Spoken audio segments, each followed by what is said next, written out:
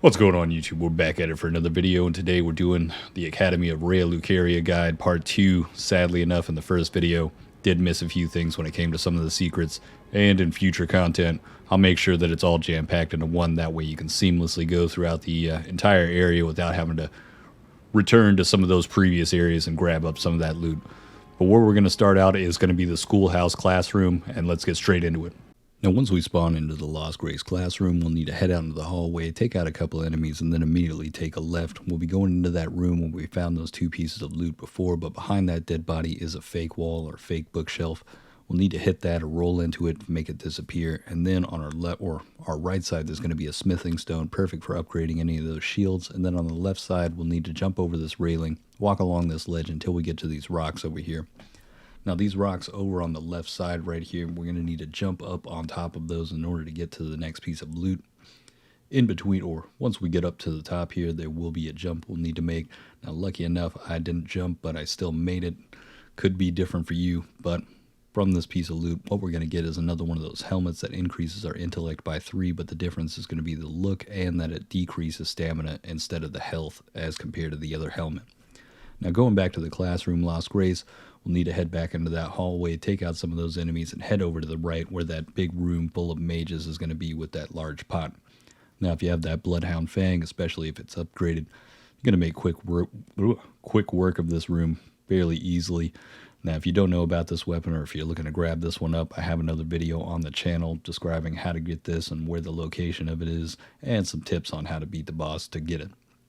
But you'll notice with that big pot, very easy. But after we clear these out, we'll head up the stairs just outside the room with the boss that we fought as the fox. And on the left side, there's going to be another one of those fake bookshelves.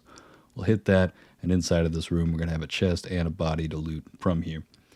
Now inside the chest is going to be another one of those spells that you can add to your collection if you're somebody like me that doesn't use them, or could be something that's beneficial for some of those sorcerers. Now the stone sword key is going to be right behind that desk, perfect for some of those dungeons coming up, but there's going to be a ladder in this room that will need to go up. One thing to key note as well, for any of those dark areas, dark caves, dungeons, sometimes you may think you have to use a torch. There's actually a lantern that you can buy out from some of those merchants, so check on for that. You can just use that at any time, and it just attaches to the hip, doesn't take up one of your hands, still gives you a pretty decent illumination. But in the back of this room, you'll be able to jump over this back railing, and there's going to be a hole leading down into a crawl space. From this point, there's going to be another hole that we'll need to jump down into. Now, inside of this room is the one that's connected to that door that door that's in that room full of mages. You notice a few times that I do start hitting some of these bookshelves. Trust me, I went through just about the entire academy trying to look for these fake walls, not just bookshelves, any walls that look like they may be fake as well. I went through here pretty thoroughly. But inside of this room, there's going to be just some small pot enemies, very easy to take down, and on these crystals is going to be a different talisman. What essentially this does, or what I can gather from the description, I believe it just increases the power of some of your sorcery or your spells, or possibly just your intellect in general. I'm not exactly sure. I didn't put it on, but it looks like it just increases that spell power. But right after that, we'll open that door and then head back up those stairs into the room where we fought that firefox.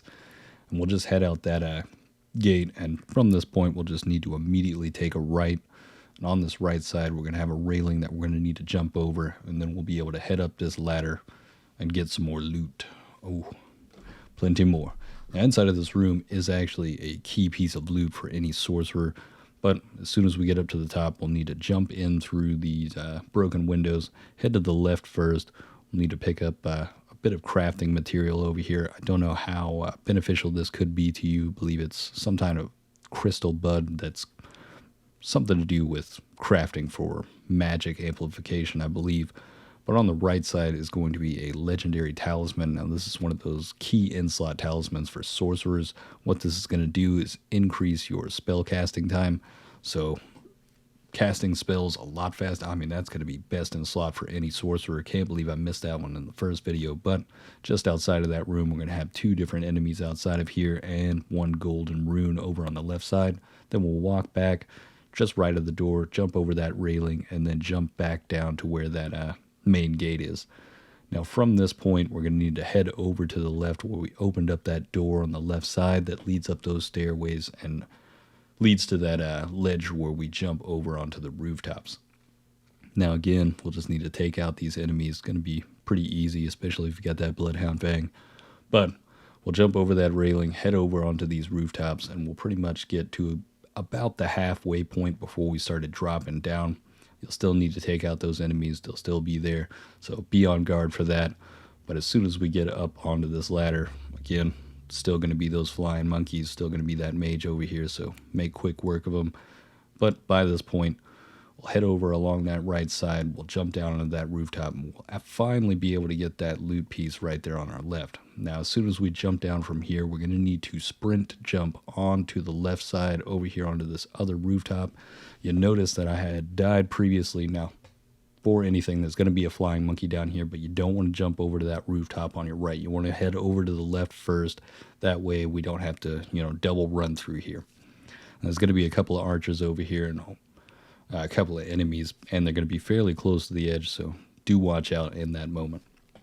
But if you don't know how to sprint jump, trust me, I just found out about it yesterday. I can't believe I've been playing 50 hours just walking the entire game. Quite frustrating to think about, but if you need to know how to sprint like I did, all you need to do is hold down whatever button you use to dodge. But as soon as we get down there and jump onto this outside ledge, there's going to be two enemies just in front of this ladder. They're going to be the spinning knife guys. Just be sure to not get caught up in their frenzy. But as soon as we get up that ladder, on our right side is going to be another one of those chests. Inside of this is going to be one of those magical crossbows. Don't know how many people are using crossbows. I've personally been using one crossbow more than a few times. It's come in clutch in certain moments where I needed a ranged attack, especially against some mages in different areas or some other enemy types that were ranged themselves. I was able to get the angle on them. Didn't quite do maximum amount of damage, but was still beneficial for me and it helped out in that certain moment. So it could be good for some of those mages. Now, after dropping down, getting that smithing stone, we'll need to head over to the right side this time. Now, over here, down below is that's going to be the previous area we already went through here before in the previous video, where those two archers were. Also going to be a flying monkey over here, duly noted. I definitely got surprised by it, but once we jump down over here, we're going to be at the top of this tower. Now you're going to be needing to carefully look down, and in the middle of here there's going to be another one of those crabs. So after we drop down for the second time, turn around, you'll have another one of those helmets available to you. Now the difference between this helmet and the other ones is it's actually going to increase our dexterity and intelligence by 3, with also decreasing our health by a small percentage. Now after that, we'll be able to drop down, and there's going to be a somber smithing stone 4 over here on the right. Now from this point, we're essentially going to be back where we ended up with the crossbow guy in the previous video. This is going to be the ladder that I had talked about that you needed to go down in the first video itself that I didn't have footage of. But from this point, all we'll need to do is go back to the, I believe it's the debate parlor. I have it up on screen right there. And from this point, we'll be walking out the gate, and we're going to start heading over to where the wrecking ball keeps falling down. We're going to head over into that boss area again. It's another one of those locked doors over here, and we're going to show you how to get inside there. Now you notice there's the locked door. Now from that point, we'll just walk out to the left. We'll need to take out this mage over here, and then on this left side, we'll need to jump over this railing, get into this room. Now this is where we'll be able to open that door, and do open that door first. There are a couple of enemies up top. Maybe not everybody's, ready for it coming. You may have seen it here, but anything can happen with some of these common enemies. Now on our right side, as soon as we come up the ladder, you want to go stealth. Take out that first mage. That way you're not getting shot in the back or starting to alert the rest of the enemies. Then make quick work of that pumpkin head. As long as you got that Bloodhound Fang, trust me, it's going to be slicing your way through the entire game. Now right after that, we'll take out these two mages. And there's going to be one chest on our right side. Now inside of this chest, I'm trying to remember what it was. I believe we just got another helmet. It's going to be a beetle helmet. Essentially, this is going to be nice for some of that immunity later on. There's going to be a lake of rot that we'll be running into that I'll be doing a guide on later. Absolutely hate that area, but we're going to need high immunity for it. But right after that, just next to that chest, off on this railing, you want to jump down onto this rooftop, but not jump all the way down. There's another gold rune right there. Now from this point, we'll need to go back to the classroom Lost Grace point. Now we're going to double back this time and go back to that conveyor belt. And the reason I have left this until the end, like in the first video, there was that moment with the crossbow where I told you about the ladder after I'd already talked about the crossbow guy. I know a couple of people were a bit frustrated with that, but once we get onto that conveyor belt, we'll be going down, and on our right side there's going to be a ledge. Now, there's going to be an enemy type down here that if you get consumed by it will teleport you to a completely different portion of the map, and you can't teleport out of it until you kill these two bosses and make it out of this kind of cave area. Very frustrating, could be detrimental to some people's gameplay because these two bosses inside that you'll have to face in order to get out of it are very frustrating, but we're going to show you how to get there. But from this point, we'll be walking into this crystal down below cave area, and from this point, we'll want to walk along the right side. Now, there's going to be some crystals on our right side that we'll need to jump up on top of in order to get another piece of loot over here. Now, at this tomb, we'll have, I think it's Fog of War or something along those lines. So you'll use that inside of the round table area in order to duplicate Ashes of War if you've got multiple weapons. And again, once you jump down from there, you'll have another smithing stone on a body just below that. And then riding along that right ledge after you've dropped down, we're going to have another interesting talisman that apparently is supposed to give us immunity to fall damage. But I'll tell you right now, I tested this more than a few times. It did not work. But this is going to be the enemy type that if you get consumed by it, you get completely teleported. I was absolutely frustrated. I thought I was just dead. And then all of a sudden, right after the loading screen, we are off into the Volcano Manor. And I'm sitting there like, wait, what? I didn't take a teleporter. Apparently, this enemy just teleports you to the northernmost portion of the map. But we're going to show you how to get out of here. We're going to give you the tips on how to beat those bosses in order to get out of here as well. It's much like that Celia Crystal Cave. If you've ever been there before in that first zone and got trapped in that, trust me, it's quite similar, but a bit more devastating. Now, as soon as we jump off to this ledge, we're going to have a couple of bats to fight off with. Pretty irritating ones. I don't know if they're actually increased when it comes to level or damage. But you'll notice with that lava, anytime you step in it, you're not only going to take some damage, but you're going to get that fat boy roll with it as well. It's going to slow you down, so you want to make sure you don't have that moment. But off on the right side, we're going to have a cave that we'll dive into. It's going to be a couple of bats in here with some more lava, so make quick work of them. And then we're going to have a ledge that we need to drop down. So you need to look carefully before you drop down. You need to make sure you know where that next ledge is, because you definitely don't want to just drop down and then have to fight all those bats again. But then we'll drop down and we'll finally come in contact with some of these lava slugs. Now, they're fairly easy to take down. You can one-shot them, but they can spit that lava, but very easy. But just past them, there's going to be another ledge, so be on the lookout for this. Keep looking over that edge. Make sure you're going to be jumping over that next safe spot to land. I guess you could put on that talisman that reduces or gives you immunity to fall damage, but trust me, it still splats on the ground if you're high enough. But inside of this room, there's going to be a sneak attack from the left side. Be able to take him out fairly quickly. And up the stairs on the right, we're going to have our first Lost Grace in this area. Now, we still can't teleport out of here just yet. Now, I'm not 100% sure. You could go back and try and rest at that Lost Grace and then try and teleport out. It may work, but if it doesn't work, then we've got the guide on how to get out of here. Now, from this point, you'll want to go along these pillars, grab up that smithing stone right there, and then jump over to the next one on your right, then onto the left, and we're going to have another piece of loot over here on the, I don't even know how to describe it. I guess on our right coming up, there's going to be another piece of loot that we'll want to grab. And it's going to be another one of those smithing stones, pretty much a shield-heavy area when it comes to increasing for defenses. But just past that, at that first point that we jumped off, we'll head over to the left, and inside of this room, the floor is going to give out. We'll drop down in. There's going to be no enemies in here, so don't even worry about it. Trust me, it caught me off guard. But just behind you, there's going to be some of those crafting materials, so just grab those up. And then at the other end of this room, we're going to come up to this double boss fight. Now, I hate this enemy type. I have not been a fan of this enemy type. I died more than a few times in here. You'll notice It is very frustrating. They can both grab you and consume you. Now, if you have full health or you have something close to my health bar and you've got full health, you might be able to survive that grab. But if you have anything less than it, it's going to completely destroy you. Now, if you're a ranged person or a caster, if you immediately run in and go over to the right side, there's some rocks you can get on top of.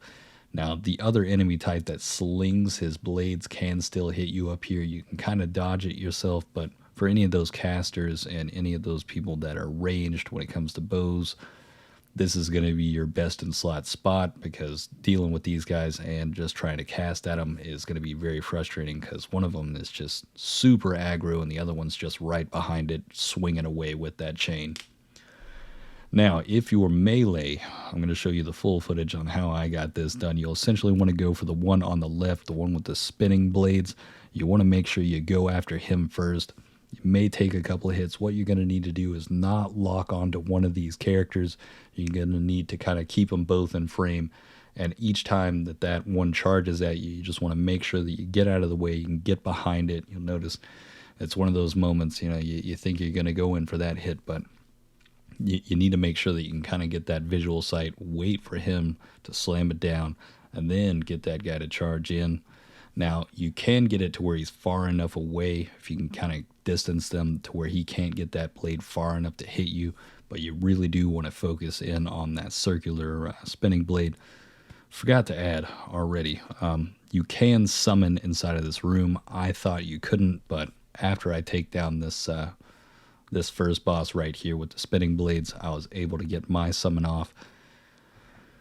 Very frustrating right here, but as you'll notice, you'll just need to pretty much kite that one around until you're able to get him down, and then you should be able to take down the one that's just throwing the blades fairly easily. You just want to make sure that you're completely missing getting grabbed from the one that keeps charging you. You pretty much want to keep focus on that one, because that one's going to deal the most damage. You can survive the damage from this guy swinging. Now, some people may be wondering, how did I make a clone of myself with this summon? I have a mimic summon. He essentially uses the same abilities as me, has the ability to heal himself. If you want to know how to get this type of summon, it's going to do is take your health instead of your mana. You'll just need to watch my Nocturne Eternal City video. You'll find it down there. It is super powerful summon. It's probably going to be one of the best summons in the game. I haven't even upgraded it yet, but essentially after you upgrade it, it will also be able to use whatever atonement you have on your weapon or Ash of War on your weapon. It's going to be extremely powerful, as you'll notice. And in the moment, if your your summon gets consumed by it, you won't be able to hit that enemy just yet.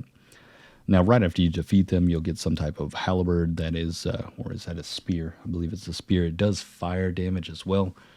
But that's going to be it, guys. Pretty much right there. All we'll need to do is just walk over to this next Lost Grace over here. You'll see the opening. You'll see the light of day out there. Finally, we can make it out of here.